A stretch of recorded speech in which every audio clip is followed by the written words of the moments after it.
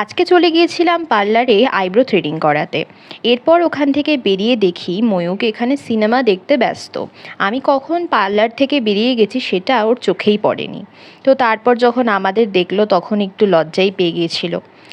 তো এরপর আমি, আমার দিদি আর ময়ূক মিলে চলে গিয়েছিলাম একটা ক্যাফেতে, যেটা নিউলি ওপেন হয়েছে, বেশি দিন হয়নি।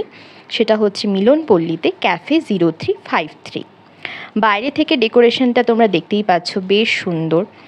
এরপর আমরা চলে গিয়েছিলাম ক্যাফের ভেতরে। এখানে বাইরে ওদের বিভিন্ন কম্বো অফারগুলো লেখা ছিল। এরপর ভেতরে গিয়ে দেখলাম ওদের ভেতরের ডেকোরেশনটাও কিন্তু খুবই সুন্দর, আর অ্যাম্বিয়েন্সটাও খুবই ভালো। এরপর আমি আর আমার দিদি একটু সেলফি টেলফি তুলে চলে গেলাম মেন কাজটা করতে, সেটা হচ্ছে কি খাবো সেটা অর্ডার করার জন্য। এখানে মোমো, নুডলস থেকে শুরু করে বিরিয়ানি, পিৎজা, এছাড়াও মেন কোর্সের জন্য কিন্তু বিভিন্ন ফ্রাইড রাইস, রুটি, পরাঠা, চিকেনের বিভিন্ন আইটেম দেখতেই পাচ্ছ তোমরা, সবই ছিল। ড্রিঙ্কসের মধ্যে তোমরা পেয়ে যাবে লস্যি, মোহিটো, শেক, বিভিন্ন জুস, আর এখানে কিন্তু তোমরা নিজেদের বার্থডে পার্টিও সেলিব্রেট করতে পারবে।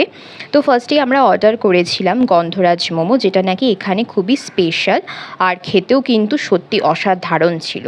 এরপর অর্ডার করে নিয়েছিলাম প্লেন লস্যি, আর তারপরে আমি আর দিদি দুজনে অর্ডার করেছিলাম দুটো ভার্জিন মোহিটো। তো ড্রিঙ্কসগুলো কিন্তু খেতে আমাদের ভালো লেগেছিল। আর লাস্টে নিয়েছিলাম রেড সস পাস্তা। তো নতুন নতুন ওপেন হয়েছে বলে একটু সার্ভিসটা লেট হলেও ওদের খাবারের কোয়ালিটি কিন্তু অসাধারণ। আর এখানে তোমরা কেকসও পেয়ে যাবে, তোমরা এখানে এসে বার্থডে সেলিব্রেট করার জন্য কেক অর্ডার করে দেন সেলিব্রেটও করতে পারো। তো আজকের ব্লগটা এটুকুই। ভালো লাগলে অবশ্যই লাইক, কমেন্ট, শেয়ার করে দিও, অ্যান্ড থ্যাঙ্কস ফর ওয়াচিং।